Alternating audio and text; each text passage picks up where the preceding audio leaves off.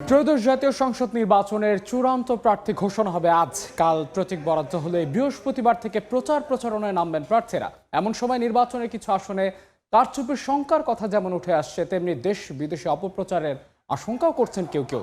এসব মিলিয়ে সরগরম ভোটের মাঠ, ভোটের নানা রকম সমীকরণ আর সংসদীয় আসনের বিশ্লেষণ নিয়ে শুরু করছি সময় সংবাদের বিশেষ আয়োজন নির্বাচনের সময়। আপনাদের সঙ্গে আছে আমি মাহাদ ইসলাম ধ্রুব।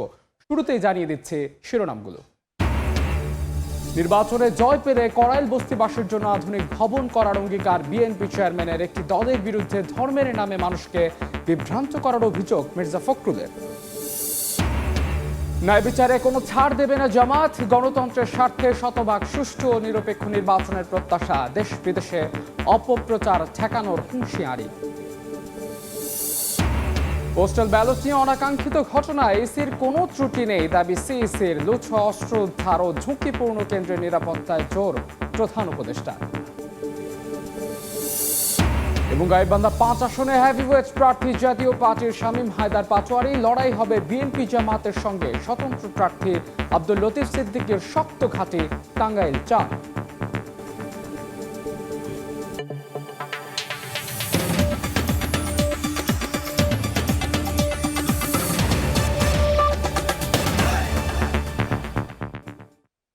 নির্বাচনের সময় আমরা ঢাকা সহ দেশের বেশ কিছু আসন নিয়ে আলোচনা করে থাকি। আজকেও আমরা বেশ কিছু আসন নিয়ে কথা বলবো। তবে শুরুতেই আজকের দিনের আলোচিত সংবাদগুলো একটু জানিয়ে দিতে চাই, যেহেতু নির্বাচন একদম দুয়ারে করা নাড়ছে এবং আজকে কিন্তু আসলে কিছুক্ষণের মধ্যে হয়তো জানা যাবে যে কারা কারা মনোনয়ন পেয়েছেন।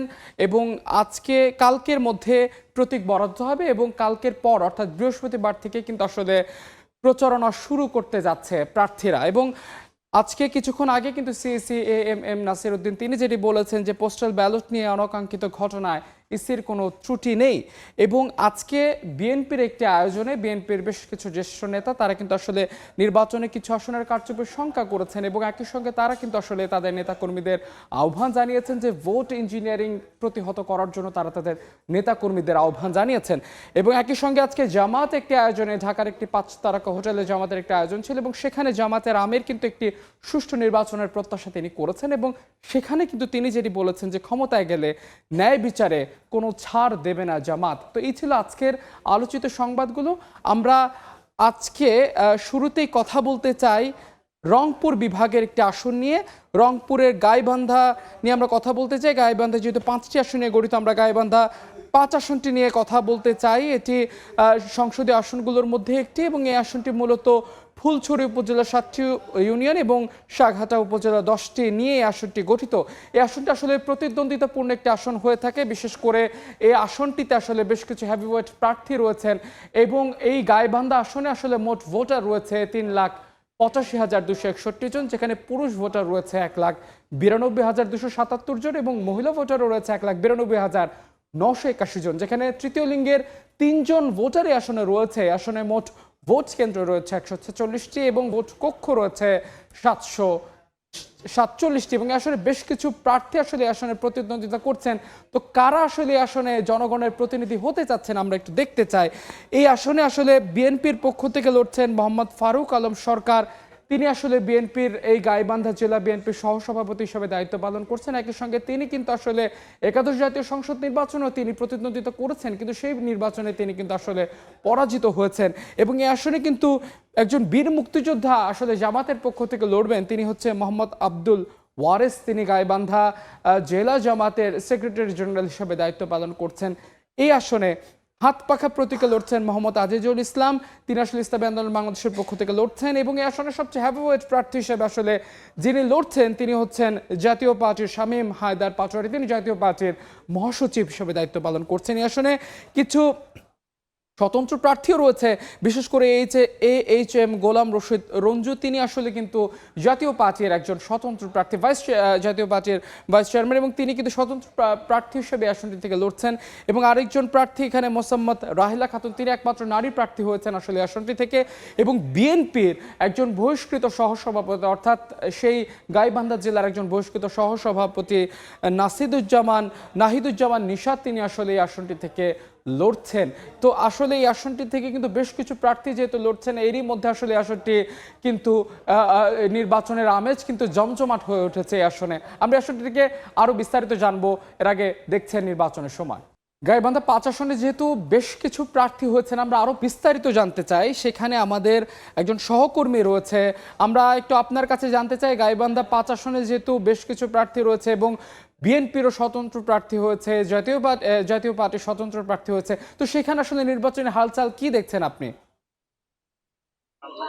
ত্রয়োদশ যে জাতীয় সংসদ নির্বাচন, এই সংসদ নির্বাচনে গাইবান্ধার যে ৫টি আসন রয়েছে, এই ৫টি আসনের মধ্যে কিন্তু এখন সবচেয়ে আলোচনায় এসেছে গাইবান্ধা ৫ আসন। কেননা এই ৫ আসনে কিন্তু আমরা দেখছি যে সকল দলের প্রার্থী কিন্তু এই আসনটিতে নির্বাচনে অংশগ্রহণ করেছে।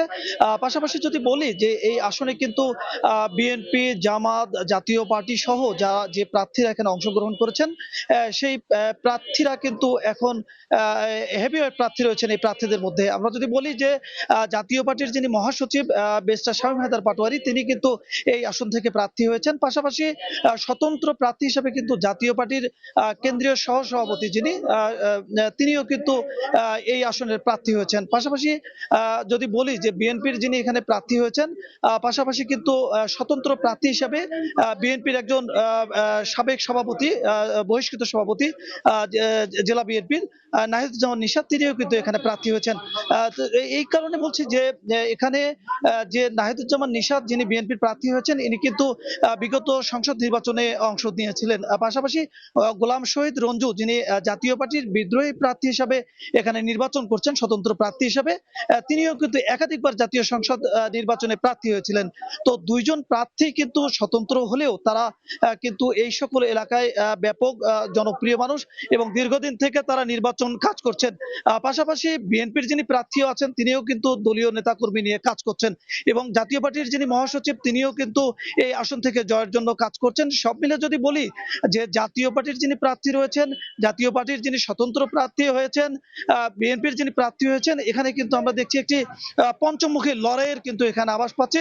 সকল প্রার্থী সমানভাবে তাদের দলীয় কার্যক্রম এবং নির্বাচনী কার্যক্রম পরিচালনা করছেন। এই ছিল গাইবান্ধা ৫ আসন থেকে নির্বাচনের সর্বশেষ খবর। বিপ্লব, আপনাকে অসংখ্য ধন্যবাদ। সহকর্মী বিপ্লব যেটি জানাচ্ছিলেন দলীয় প্রার্থী পাশাপাশি স্বতন্ত্র প্রার্থী, তিনি যেটি বলছিলেন যে পঞ্চমুখী একটি লড়াইয়ের আভাস কিন্তু গাইবান্ধা ৫ আসন থেকে পাওয়া যাচ্ছে। তো দেখছেন নির্বাচনের সময় সঙ্গেই থাকুন। রংপুর বিভাগের একটি আসন নিয়ে আমরা কথা বলছিলাম, এ পর্যায়ে আমরা ঢাকা বিভাগে যেতে চাই। আমরা ঢাকা বিভাগের টাঙ্গাইল নিয়ে কথা বলতে চাই। টাঙ্গাইল যেহেতু ৮টি আসন নিয়ে গঠিত, আমরা টাঙ্গাইল ৪ আসনটি নিয়ে কথা বলতে চাই। টাঙ্গাইল ৪ আসনটি মূলত এটি কালিহাতী উপজেলা নিয়ে গঠিত এবং এই আসনটি কিন্তু বেশ প্রতিদ্বন্দ্বিতাপূর্ণ একটি আসন হয়ে থাকে। বিশেষ করে এই আসনের মোট ভোটার রয়েছে ৩,৭৪,৯১৭ জন, যেখানে পুরুষ ভোটার রয়েছে ১,৮৯,৯৪২ জন, নারী ভোটার রয়েছে ১,৮৪,৯৭২ জন। তৃতীয় লিঙ্গেরও কিন্তু ৩ জন ভোটার এই আসনে রয়েছে এবং এই আসনে মোট ভোট কেন্দ্র রয়েছে ১১৩টি, ভোট কক্ষ রয়েছে ৭৬৪টি। বিশেষ করে এই আসনটিতে কিন্তু আসলে বেশ কিছু হেভিওয়েট প্রার্থী আসনে লড়াই করছেন এবং এই আসনটি সাধারণত বড় দলগুলোর মধ্যে আসনটিতে হাড্ডাহাড্ডি একটি লড়াই হয়ে থাকে। তো এই আসনে কারা প্রতিদ্বন্দ্বিতা করছেন আমরা একটু দেখতে চাই। এই আসনের ধানের শীষ প্রতীকে লড়ছেন মোহাম্মদ লুৎফুর রহমান। তিনি আসলে এই কালিহাতী উপজেলা বিএনপির সাবেক সভাপতি হিসেবে দায়িত্ব পালন করেছেন, টাঙ্গাইল জেলার সদস্য হিসেবে দায়িত্ব পালন করেছেন এবং তিনি বর্তমানে বিএনপির কেন্দ্রীয় নির্বাহী কমিটির একজন সদস্য। তাকে টেক্কা দেওয়ার জন্য আসলে আসনে একটু জানিয়ে রাখতে চাই, শুরুতেই স্বতন্ত্র প্রার্থী যিনি রয়েছেন আব্দুল লতিফ সিদ্দিকী, তাকে ঘিরেই কিন্তু আসনটিতে আসলে সবচেয়ে বেশি আলোচনার জন্ম দিয়েছে, কারণ তিনি আসলে আওয়ামী লীগের পক্ষ থেকে ৫ বার এই আসনে নির্বাচিত হয়েছেন এবং স্বতন্ত্র হিসেবে একবার তিনি নির্বাচিত হয়েছেন এবং এই আসনটি কিন্তু আসলে তার ঘাঁটি হিসেবেই পরিচিত। বিশেষ করে তিনি কিন্তু আসলে বেশ কিছু মন্ত্রণালয়ের মন্ত্রী পদে কিন্তু আসলে তিনি দায়িত্ব পালন করেছেন। একই সঙ্গে তিনি ২০১৪ সালে ধর্মীয় অনুভূতিতে আঘাত হানার কারণে কিন্তু আসলে দল থেকে এবং মন্ত্রিত্ব থেকে তাকে বহিষ্কার করা হয়। তাই এই আসনটিতে আসলে তার জন্য কিন্তু আসলে এই আসনটির দিকে আসলে বাড়তি নজর রয়েছে এবং জামাতের একজন প্রার্থী আসলে আসন থেকে হচ্ছেন, তিনি হচ্ছে খন্দকার আব্দুল রাজ্জাক। তিনি কেন্দ্রীয় মজলিসে সুরার সদস্য এবং তিনি জামাতের পক্ষ থেকে আসনে লড়বেন। দেখছেন নির্বাচনের সময়। আরএফএল ওয়াটার পাম্পের রোটর এখন আরো উন্নত আর বিদ্যুৎ সাশ্রয় হয় ২০% পর্যন্ত। টাঙ্গাইল ৪ আসনে যেহেতু বেশ কিছু হেভিওয়েট প্রার্থী রয়েছেন, আমরা এই আসনটি সম্পর্কে আরও বিস্তারিত জানতে চাই। আমাদের সহকর্মী কাদের রয়েছেন টাঙ্গাইলে, আমরা একটু তার কাছে জানতে চাই। কাদের, আপনি নিশ্চয়ই আমাকে শুনতে পাচ্ছেন? আমরা একটু জানতে চাই, যেহেতু লতিফ সিদ্দিকের আসন হিসাবে, মানে তার ঘাঁটি হিসাবে এই টাঙ্গাইল ৪ আসনটি পরিচিত, তো সেখানে বিএনপি এবং জামাতের অবস্থান কি একটু আমাদের জানাবেন বিস্তারিত?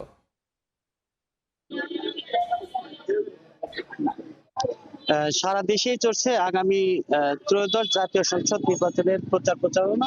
সারা দেশব্যাপী প্রত্যেক প্রার্থী যারা রয়েছেন প্রত্যেকটি এলাকায় সবাই নির্বাচনী প্রচারণায় ব্যস্ত রয়েছেন। কাকডাকা ভোট থেকে গভীর রাত পর্যন্ত তারা ভোটারদের দ্বারে দ্বারে যাচ্ছেন, মানুষকে ভোটারদের দিচ্ছেন প্রতিশ্রুতি, এবং ভোটাররাও কিন্তু এবার একটু নড়ে চড়ে বসেছেন। তারা বলছেন যে গত সময়ে যে যারা নির্বাচনে ভোট দিতে পারেনি তারা কিন্তু এবার দেখে শুনে ভোট দিতে চেষ্টা করছেন। ঠিক সারা দেশের মতো টাঙ্গাইলের যারা প্রার্থী রয়েছেন তারাও কিন্তু এবার প্রত্যেকটা অঞ্চলে অর্থাৎ নিজ নিজ আসনে তারা ভোটারদের দ্বারে দ্বারে যাচ্ছেন, ভোট প্রার্থনা করেছেন। টাঙ্গাইলে মোট আসন সংখ্যা রয়েছে মোট ৮টি। তো টাঙ্গাইল ৪ কালিহাতী আসনে যে নির্বাচনী প্রচারণা, সেখানেও কিন্তু প্রার্থী যারা রয়েছে তারা নির্বাচনের প্রচার প্রচারণা চালাচ্ছেন। তবে এখানে যিনি বিএনপি প্রার্থী রয়েছেন তিনি কিন্তু লুৎফর রহমান মতিন, তিনি বিএনপি থেকে নমিনেশন পেয়েছেন, মনোনয়ন পেয়েছেন। তিনি একজন ব্যবসায়ী ছিলেন। তাকে যদিও এখানে এই কালিহাতী আসনে যে দলীয় যে কোন্দল, সেই দলীয় কোন্দল খুব একটা নেই। তবে এখানে যিনি হেভিওয়েট প্রার্থী রয়েছেন, সাবেক আওয়ামী লীগের নেতা, বহিষ্কৃত নেতা, তিনি কিন্তু একাধিকবার তিনি সংসদ সদস্য নির্বাচিত হয়েছেন এবং তিনি মন্ত্রীও ছিলেন। যেই কারণে তার যে বলয় তৈরি হয়েছিল, তার যে ভোট ব্যাংক, সেই ভোট ব্যাংক কিন্তু এখন পর্যন্ত ভেঙে যায়নি। তাকে আওয়ামী লীগ থেকে বহিষ্কার করার পরেও তিনি কিন্তু নির্বাচিত হয়েছিলেন, স্বতন্ত্র প্রার্থী হিসাবে তিনি নির্বাচন করেছেন এবং সে কিন্তু বিজয়ী হয়েছিলেন। যে কারণে আসলে, আর অন্যদিকে যে জামাত প্রার্থী রয়েছেন, জামাত প্রার্থীর খুব বেশি প্রচার প্রচারণা নাই, এবং সেখানে জাতীয় পার্টি রয়েছে, তারও প্রচার প্রচারণা না থাকলেও লতিফ সিদ্দিকীর সাথে বিএনপির যে প্রার্থী রয়েছে তার সাথে হাড্ডাহাড্ডি লড়াই অথবা সুবিধা নিতে পারে লতিফ সিদ্দিকী। তো এই ছিল আসলে আমার কাছ থেকে টাঙ্গাইল কালিহাতী থেকে বিস্তারিত খবর। কাদের, আপনাকে অসংখ্য ধন্যবাদ। সহকর্মী কাদের যেটি জানাচ্ছিলেন, আসলে বিএনপির প্রার্থী এবং স্বতন্ত্র প্রার্থী লতিফ, তার মধ্যে আসলে মূলত হাড্ডাহাড্ডি লড়াইয়ের আভাস সে আসনে পাওয়া যাচ্ছে। দেখছেন নির্বাচনের সময়, সঙ্গেই থাকুন। নির্বাচনের সময় আমরা শুরুতে রংপুর বিভাগের একটি আসনে কথা বললাম আমরা ঢাকা বিভাগের একটি আসনে। এবার আমরা একটু বরিশাল বিভাগে যেতে চাই।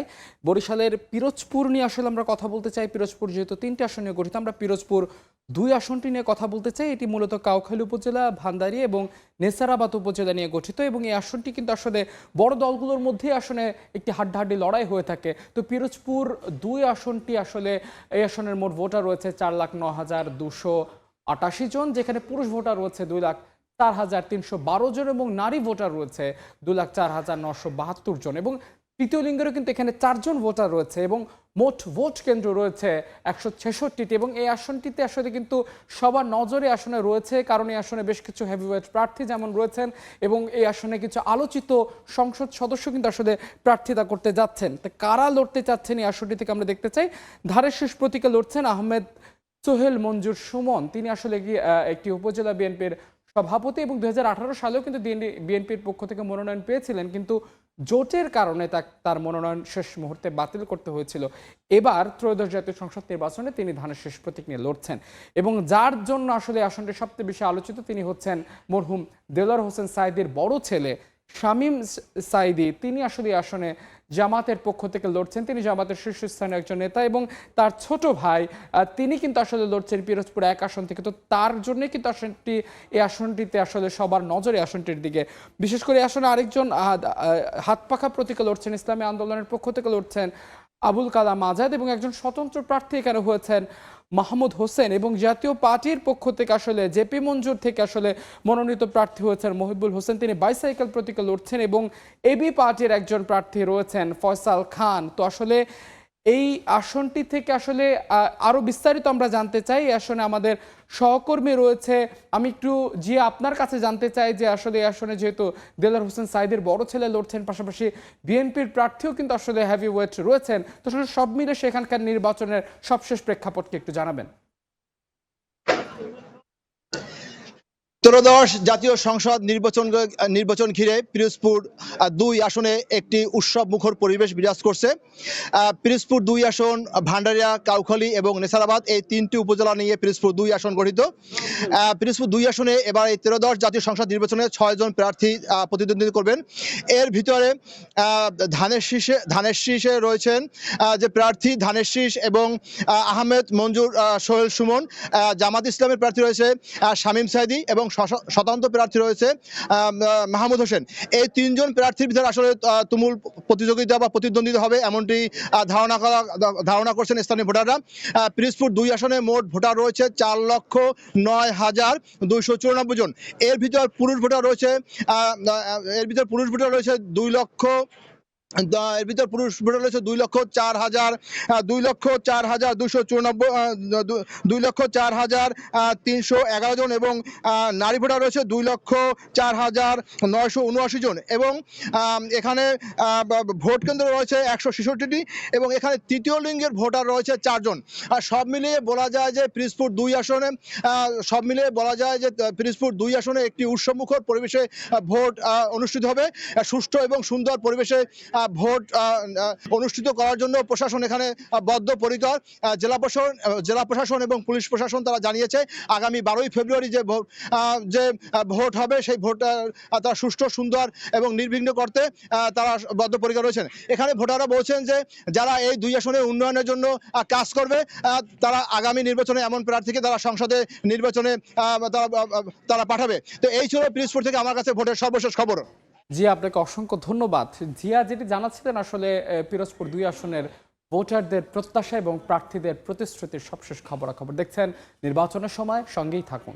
জাতীয় নির্বাচন সামনে রেখে সরগরম চায়ের আড্ডা। ভোটারদের প্রত্যাশা, ফরিদপুরকে বিভাগ ও সিটি কর্পোরেশন করায় ভূমিকা রাখবেন এমন ব্যক্তিকে নির্বাচিত করতে চান তারা। চায়ের আড্ডায় ভোটারদের প্রত্যাশার কথা তুলে ধরেছেন সহকর্মী শিকদার সজল। ফরিদপুর ৩ সদর আসনের সমেশপুর বাজার এলাকায় চায়ের আড্ডায় আসন্ন ত্রয়োদশ জাতীয় সংসদ নির্বাচনে প্রার্থীদের কাছে চায়ের আড্ডায় অংশ নেওয়া মানুষের প্রত্যাশার কথা জানব।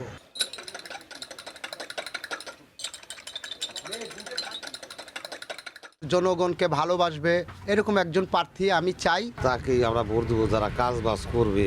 ব্যবসা বাণিজ্য আমরা ভালো করতে পারি তাকে আমরা চাই। ভোটটা মূল্যবান জিনিস, ভোটটা এমন লোককে দেবো যে কাজে লাগে। যোগ্য প্রার্থীকে আমরা ভোট দিব যে নাকি উন্নয়ন করবে দেশের। পাশে দাঁড়ায় সব কাজকর্ম করতে পারবে নিঃস্বার্থভাবে, সেরকম ব্যক্তিকে আমরা ভোট দিব। খাদ্যটা যাতে সস্তা পায়, সার, ওষুধ এই সমস্তগুলো আমাদের যাতে ন্যায্য দামে পাই। দ্রব্যমূল্য আমাদের হাতের নাগালের বাইরে যেন না যায়। নতুন প্রজন্ম যে নাকি এমপি হবে তার কাছে আমাদের দাবি যে ফরিদপুর বিশ্ববিদ্যালয় হোক। প্রত্যাশা যে আগামী দিনে আমরা আমাদের এই সেবা থেকে আমরা যাতে বঞ্চিত না হই। কলকারখানা যাতে দেশে বেশি হয় এবং বেকার মানুষের কাজকর্ম যাতে করতে পারে। পুরাতন রাস্তাগুলো যে ভাঙাচোরা আছে এই রাস্তাগুলো সাইডে টেনে দিলে পারে আমরা চলাচল ভালো করতে পারবো।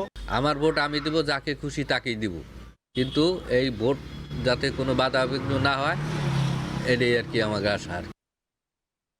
এই ছিল নির্বাচনের সময় এখনকার আয়োজনের পর রাতের সময় নিয়ে সঙ্গে থাকবেন সহকর্মী জাফর সাদিক। সঙ্গেই থাকুন সময়।